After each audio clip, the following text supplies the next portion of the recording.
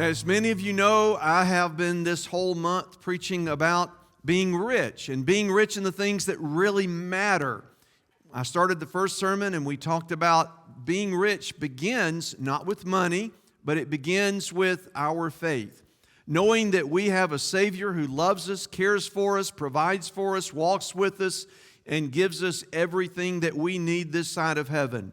And then I added to that, we can also be rich not just in our faith, but with our family. Our family helps us to grow in our faith, to be encouraged, where we have a lot of fun, where we enjoy life, where we build relationships.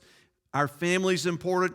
And then last week, I talked about friendships, the value of having friends and how they help us face all of the things that we go through in life. Now, today the message focus is on having fun.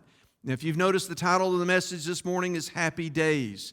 Some of you may remember there was a TV show that ran for several years called Happy Days, and it was a happy show about the happy days of life. I won't go into all of that. But I just want to share with you, as Rhonda and I, through our life, we've developed a lot of great memories, and we've had some great times together.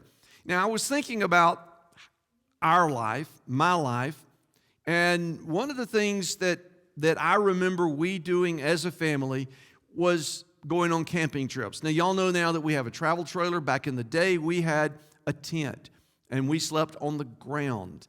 Rhonda and I's first camping trip as a married couple was actually to Walt Disney World. And we did have, some of you may remember, there were those aluminum framed lounge chairs that had the plastic woven, and it had two legs in the middle, and you could adjust them. That was our cot. And we had to put things on the feet because if you didn't, it would tip either way. And so we set up our tent, we set up the cots, we got everything good, and we went to McDonald's when a rainstorm came, and it rained for 3 days. And there was water inside the tent. There was water everywhere. And we finally, after a few days, gave it up. We poured the water out of the tent. We left. We squished it in our little hatchback car, and we came back to Georgia. That was one of our most memorable camping trips. There were also other camping trips in the tent when our daughters, when it rained, apparently we loved to camp in the rain. When they would love to take their fingers and poke the side of the tent and then say, "It's leaking." And I remember in the middle of the night saying, "Well, stop poking it, stop poking it."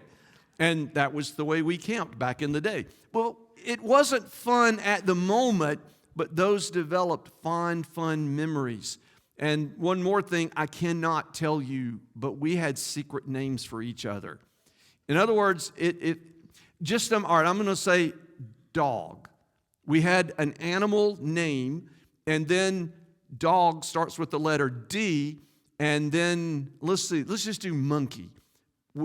We'd look at somebody in the family and we'd say, "Okay, you remind me of a monkey." We never did that one, but we'd say monkey, and then the first part of it had to identify kind of a characteristic or something they knew about us or we knew about them, and it had to start with the letter M, because monkey starts with what? M. So it would be like Marvelous Monkey. Now, that was not any of our names. They're secrets.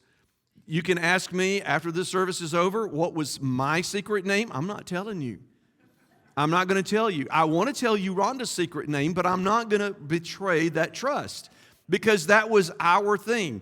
You better not say a word, woman.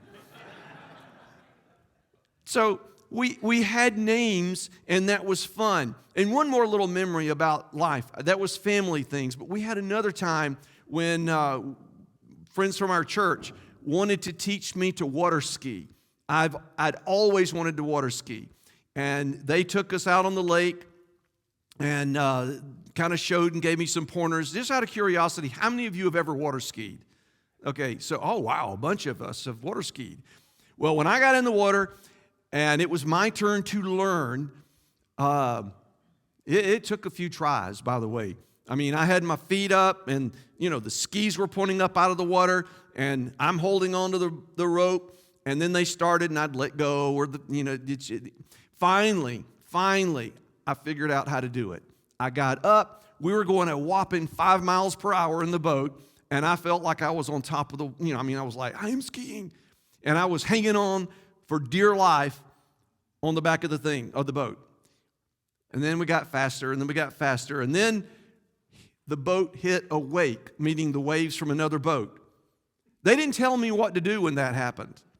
Because when that happens, the boat slowed down, the line is no longer tight, the slack came, and I reacted and pulled when the boat went fast. And when that happens, my skis went down like this, and I didn't let go. And when your skis are pointing down, you go down. Now, my back bowed. It's probably why I have arthritis in the back now. It bowed, but I still didn't let go. I am under the water drinking Lake Allatoona water, and I finally, something in my brain said, let go. And I did. And I just rolled over. The skis are off of me by this time. I don't know where the skis are. I rolled over. I floated up to the top because I did have a life jacket on, and I laid there stretched out like this. I'm dead. They circled around. They were worried, like, are you okay? And I'm like, yeah, I'm fine. Now, I did get back, and I did it again, but I learned what to do when that happens. Fun times, fun memories, we all have them, don't we? When we think about being rich, in fun, having happy days, you know, this is kind of the component, the part of life that a lot of us really miss out on, is having fun. Now, I want you to think about something. How many of you ever heard the term, I don't want to look at anybody right now, I'll close my eyes, the term grumpy old men? Yeah, we've heard of grumpy old men, haven't we? How many of you have ever, all right, men, how many of you have ever been called a grumpy old man? I have. William? You're too young to be a grumpy old man. Bless your heart. So we had this thing about being grumpy sometimes as we get older. I want y'all to know I've been called a grumpy old man, and I can be grumpy, and I do have my old man voice that I sometimes use. And Rhonda says, stop it, you're not that old. And I'm like, well, I don't care.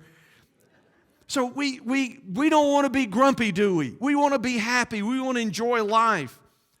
And by the way, I've shown this picture to some of you. I saw it on Facebook a few days ago. It was a man holding a woman. I mean, he picked her up, and he was carrying her. And this is what the caption said. Our pastor said to bring your problems to the altar. Now, when I saw that, I laughed out loud, and Rhonda's like, what's so funny? And I showed it to her, and I said, I'm sorry, I can't help it. So we all have our moments, don't we?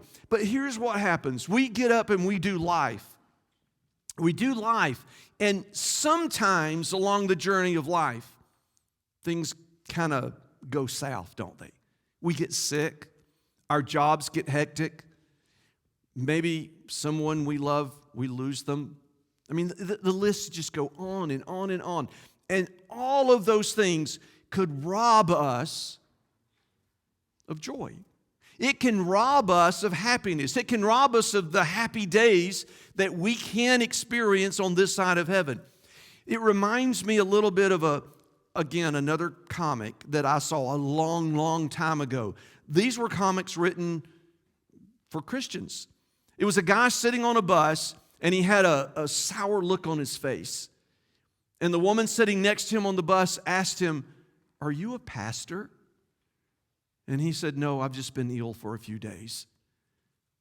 But isn't that kind of a picture of what some of us think it means to be a Christian, a follower of Jesus, that we can't be happy, that we can't have fun, that we can't enjoy life? We should enjoy life. We should have fun, and there should be moments. We should not be all work with no play. We need to enjoy what God has given us this side of heaven, and that means our faith, our family, our friends. We should enjoy life. So how in the world can we do that in the midst of all of the stuff that's negative in the world that we live today? Now, I could list negative things going in the world today, couldn't I? High gas prices. Who wants to pay that for gas? Who wants to worry about rising inflation? Who wants to worry about war? I could just keep going, couldn't I? Well, let's not think about all the negative things.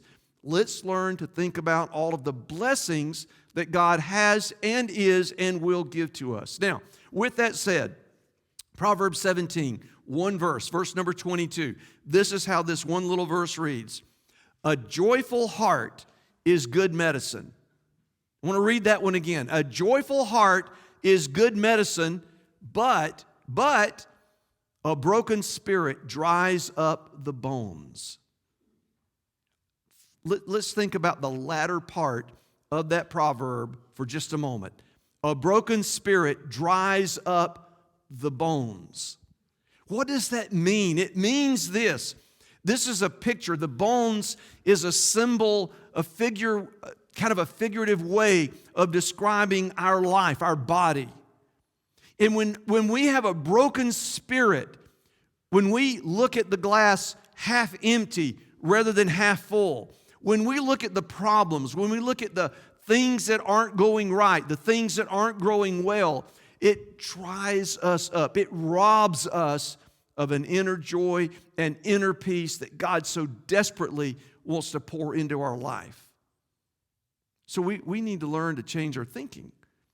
Psychologists, doctors, it's in the medical, it's a real thing that when we have a healthy, happier, joyful outlook, we actually feel better.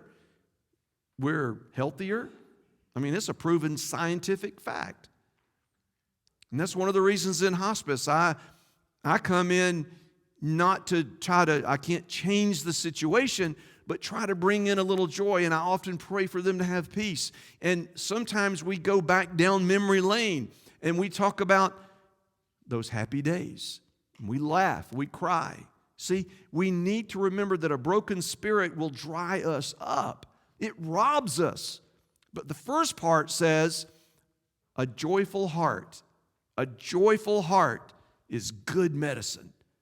See, that's what I want you to think about today. If you really want to be rich in life, not only do you need to have faith in Jesus, not only do you need to be growing in your faith, not only do you need to have a family that loves, supports, and encourages you, where you do great things together, and friends to do life with, but you also need to have some fun and enjoy life. Otherwise, you're missing out on so much. Now, when we think about the joyful heart, it's the whole you, meaning your spiritual life. Think about this for just a moment. We sang some songs this morning that ought to bring a little joy to your heart. When you reflect on all that God has given to you, it begins with our spirit, our spiritual side. The reborn believer, the follower of Jesus, God has given you something you could never give yourself. Forgiveness of sin, a place in heaven, the promise that He will always walk with you, always be with you. He will give you everything you need, not want, but need. That's a lot of blessings already, isn't it?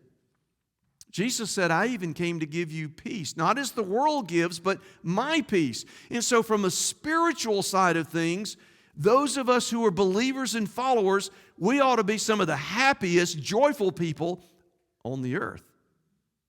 Not grumpy old men or crazy old women. I don't know. We don't have a thing for you women, folks.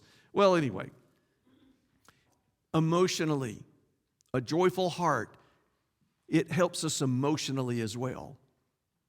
I mean, emotionally, if we think, you know what, this day isn't great, or this year hasn't been the best year, but I know that God's got me. Now, I have lost something, and I can't find it. I have looked and looked and looked for it. I don't know where it's at. It's somewhere. We thought we found it yesterday, but it wasn't. I bought it when I was in Israel many, many years ago. It's a hand, meaning you can see and on the palm of the hand, the artist carved a little person. I mean, not a little person, but a person. And it's in the palm of the hand. And the significance of that is from the book of Isaiah, where God says, see, I've engraved your name into the palm of my hand. In other words, God has us. And it bugs me that I can't find this thing. But at least I know I had it. It's somewhere to be found. And what it reminds me of is this, is that emotionally, I have to always remember, no matter how dark, how bleak, how sad, how depressing, how discouraging life may be at that moment, God's got me. And emotionally, that gives me peace.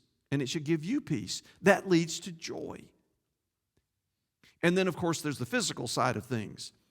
If we're discouraged, if we're depressed, if we're broken, if we have a joyful spirit, though, on the other hand, we just feel better physically. I mean, we just have energy. We have zeal. Yes, getting older for many of us is no fun. I kind of understand a little bit of that. My knees pop more than they used to. Sometimes my back hurts. Sometimes by the end of the day, my contacts get dry and I'm squinting going, I can't see. There's that old man voice, Rhonda.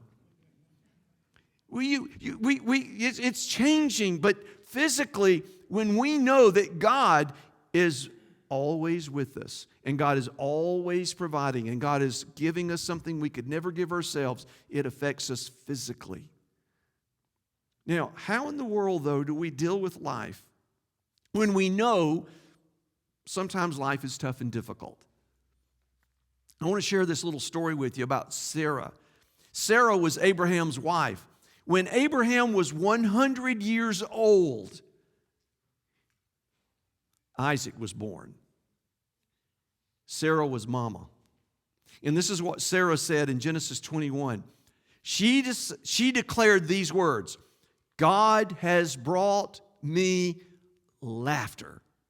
You ever laughed out loud? I mean, something just popped in your mind and you just laughed out loud and others around you were like, oh, it's so funny.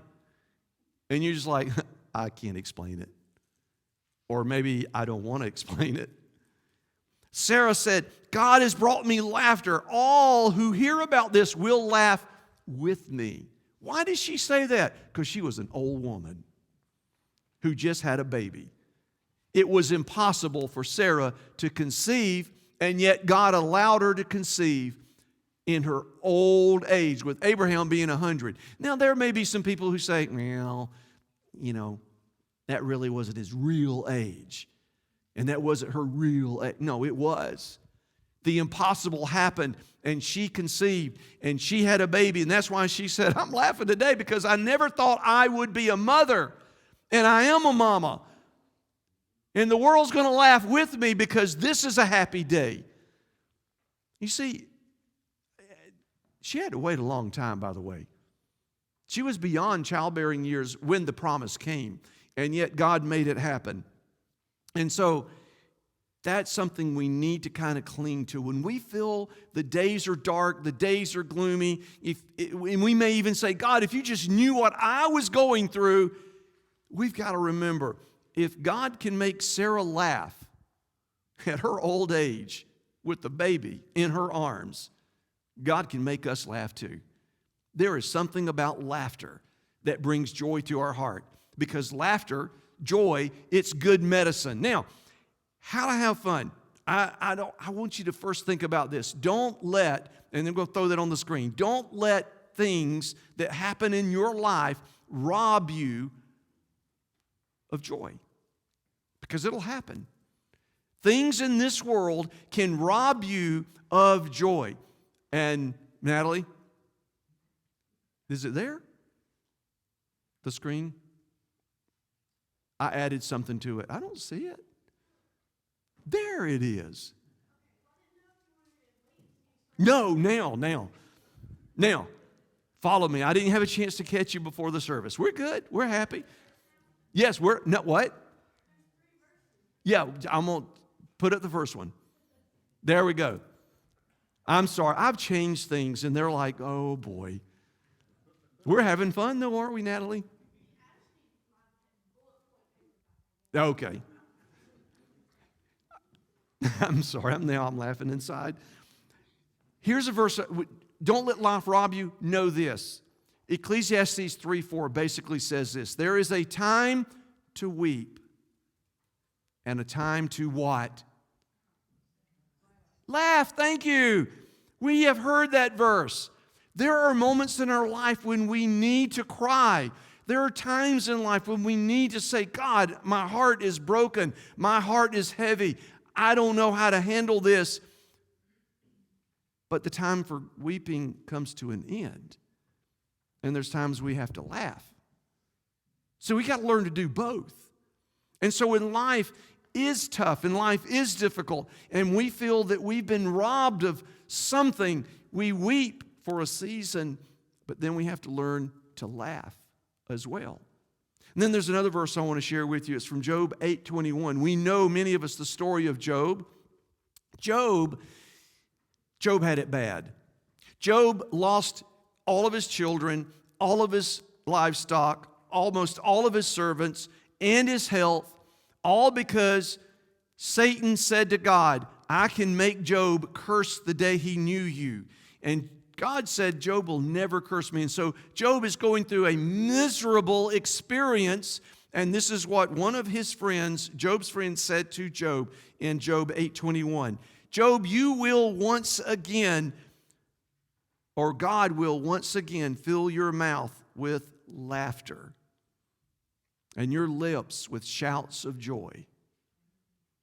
See, we go through moments when life is tough. I am in no way, shape, form, or fashion telling you it's wrong to cry, it's wrong to feel sad, it's wrong to feel discouragement, it's wrong to go through moments where you wonder, God, where are you? Or God, why? That's normal. But what God doesn't want you to do is stay there. You got to move out of it.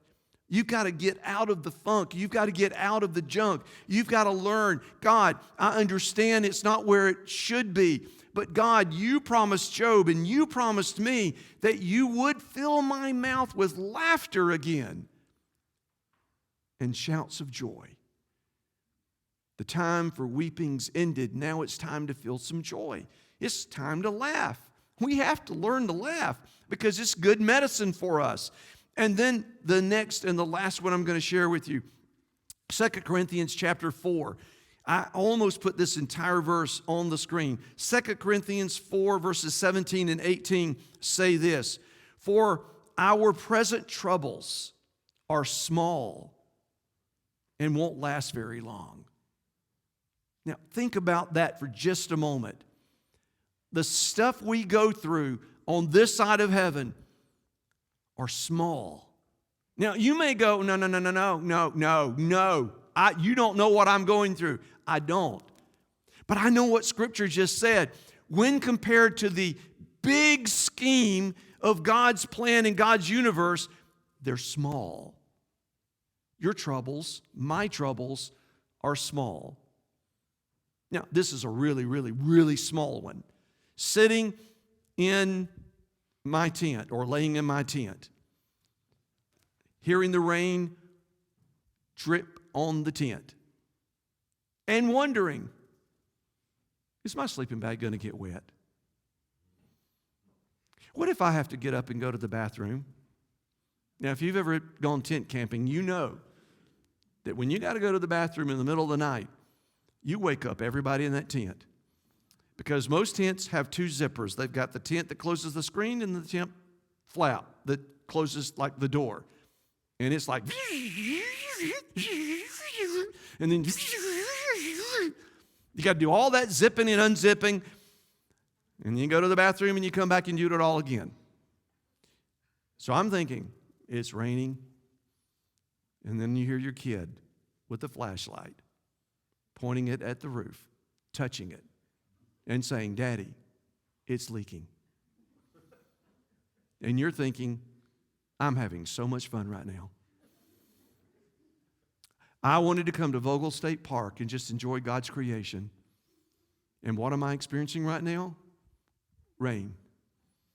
With the kid saying, Daddy, I'm getting wet. And me telling said kid, if you'd keep your fingers off the tent, it wouldn't drip. But by then it's too late. And I was having a lot of fun. Now, I know this is a really, really, really, really small thing and in no way compares to what Angie went through over a year ago with cancer. It's not, I'm not comparing the two. But what I'm saying is when we look at our problems, they're really small. When the church plant closed before I started hospice, This goes back many years now. When that happened, I remember me and Rhonda looking at our bank account thinking, we don't have any money to pay gasoline. I was about to start this hospice job, and I had zero money in the bank account. I didn't want to charge gas. So I'm thinking, God, what are we going to do? How am I going to drive and see patients? That's a real problem, isn't it? When you don't have the money. Well, God reminded me of that little basketball I've told you about that had a lot of coins in it, and I took it and cashed it in the coins and got enough, and it gave me enough gas to get me to my first paycheck. That was not fun when you're worrying about how am I going to pay the bills. So what I'm saying is when we think about this verse, our present troubles are small and won't last long, they really don't last long. They end. They come to an end. And then 2 Corinthians says, yet this is what our problems do for us. They produce for us a glory that vastly outweighs the problems and will last forever. See, when we're going through something tough and our bones are drying up, we have to remember through the difficulty that our problems are small. And while they are small, they are producing something in you, character, strength, some things that will help you endure even greater troubles and tribulations that will produce for you a glory that you can't even see yet. Here's the point. We need difficulty in our life. We need it. Without it, we'll never grow. With it, we grow. And through it, we learn to laugh and enjoy life and have fun, to have happy days. Isn't that beautiful? None of us wants to have problems. For most of us, what are our prayer requests typically about? I need a job. I got a bill to pay I can't pay. Pray for healing. It's about our problems. Most of us pray about our problems, and yet we see in Scripture that the problems help us grow in faith, and it helps us learn to enjoy life. It helps us to have something we could never give ourselves. When our faith grows to the point where we can say, God, look at what you just did. Oh my, we can learn to laugh again and really have fun. So how can we change our perspective and really have fun? How can we really have a happy day, a happy life? How can we have fun when things aren't going well? Well, knowing this very simple truth that we can't let problems rob us. That's one. Remember, you can't let the stuff in life that's negative rob you of what God wants to give to you. And then the second thing I want to give you is this. You've got to learn to change your perspective in two areas. The first area is this: worship. See, when we focus more on our problem, we fail to truly worship God. You ever thought about that? See, worship is more than what we do here. We sing songs here. This is easy to worship in here. Rhonda was saying to me earlier this morning, or talking to me this morning about a devotional thing that she saw this past week about people, and there were a lot of us, and maybe you're one of them today. We come to church, we sing the songs, we may raise our hands, we may clap, and we're into the song, and we're like, yeah, praise God, yeah, let's do it. And then we leave. And real life becomes reality. And then we're not praising God. We're complaining to God. We're arguing with God. We're begging with God, pleading with God.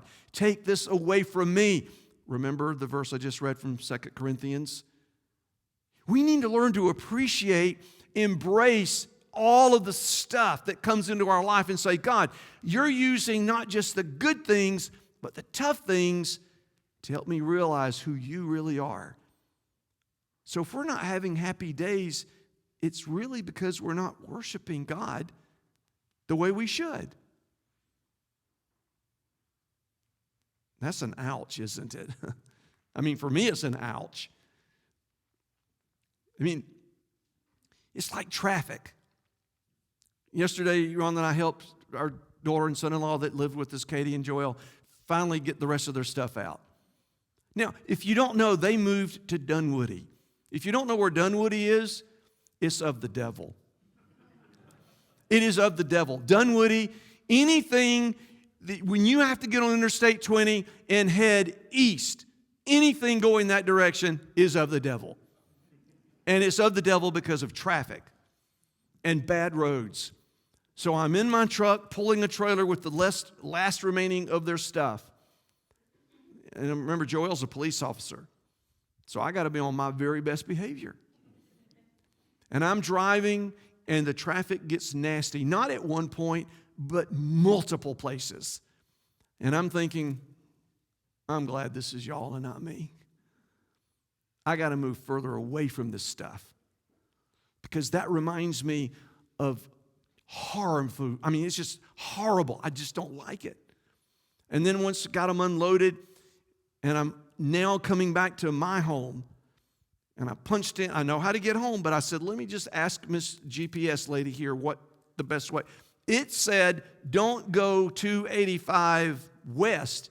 It said, go 285 east. And I'm like, why? And then I realized it's Interstate 285. Bad things happen on Interstate 285. It happens every day of the week, apparently at all hours of the night. And so I went the opposite way. I went around my elbow to get to my thumb to get back home kind of thing. Here's what I'm saying. It is easy in life to focus on the now instead of what God is really doing, to worship Him in the tough times and the good times. Because when we worship, and that's what I did. I said, God, I got to worship you right now because I'm on Interstate 285 and I don't like it. And so I put on some good music and I'm praising God and I'm saying, God, you're going to get me home. Now, there was a moment when I'm talking to Rhonda and there wasn't worship at that moment. Not because of her, but it was just because traffic was thick and I had to get over and I didn't know the way. And I'm like, she finally said, just hang up. And I was like, no, you hang up. I can't touch the phone. I got to focus. So and then I just was able to relax and worship. See, we can let our circumstances rob us when we fail to say, God, you have got it. You're in charge. You're in control. And we worship Him. And then the other part of changing our perspective is this. We just need to learn to enjoy life. Just enjoy it. You got to figure that out. Nobody can figure out how you should enjoy life other than you. You got to figure it out. Do you work all the time? I mean, is it all work and no play? Oh my gosh. We need to play some, don't we? Now, I've been told occasionally that I need to do a little more work. No, I don't need to do any more work. I need to play more. I mean, play hard. I love grandkids. I love kids here. I remember distinctly my mother-in-law telling me when our children were first born. It has rung in my mind so many times. She said to me, well, I hope you grow up before your kids do. And I remember saying to her, not out loud, just in my brain. I would not say that out loud to Granny. I remember thinking, I hope I don't. I want to remain young and crazy and just because why? Because a joyful heart is good medicine. But a broken spirit dries up our bones. We have got to learn to just have fun. Even in the simple things. I mean the simple things. A couple of weeks ago, I took one of the grandkids to God's Chicken. That's Chick-fil-A, by the way. We went to the Chick-fil-A. He ordered his food, and after we had eaten, I looked at him and said, you want an ice cream cone? He said, I do. I said, let's go get one. So we went and got one. I don't know why the girl said this, but she said, well, I just need you to know they're green. I went, what do you mean they're green? She said, the ice cream is green. Well, I don't care. Does it taste like vanilla? She said, yeah. I went, bring them on. Green ice cream, yellow ice cream, it don't matter to me. Bring on the ice cream. And we sat down and ate our green St. Patrick's Day ice cream cone from Chick-fil-A. A few days after that, like last week, our daughter said, Dad, Dairy Queen is giving away free ice cream cones. I went, okay, I'm on my way. Why ice cream? Because I love ice cream. Ice cream makes me smile. When I got to Dairy Queen, I didn't want a free ice cream cone. Oh, no, we're going to Dairy Queen. I looked at that girl and said, I want a Blizzard with Reese's peanut butter cup in it. And I want you to put extra peanut butter cups in it, okay? And I'll pay for it. I don't care. It's worth the extra 45 cents and 422 calories. Because I am going to live life and enjoy life. We're here to have some fun, and we had fun. See, we need to learn even the simple things, the big things, to enjoy life. Because a joyful heart is good medicine. Tell stories. Laugh in your home. I mean, if y'all know some of the crazy things Ron and I have said to each other and just the laughter, you would be amazed. Because it's loony in the Braswell house. And no, you can't put a camera in their house. And no, you can't put a secret microphone in our house. Because some things are left in the Braswell household. But we need to learn to laugh. And we need to make time to have fun. Because here's what happens.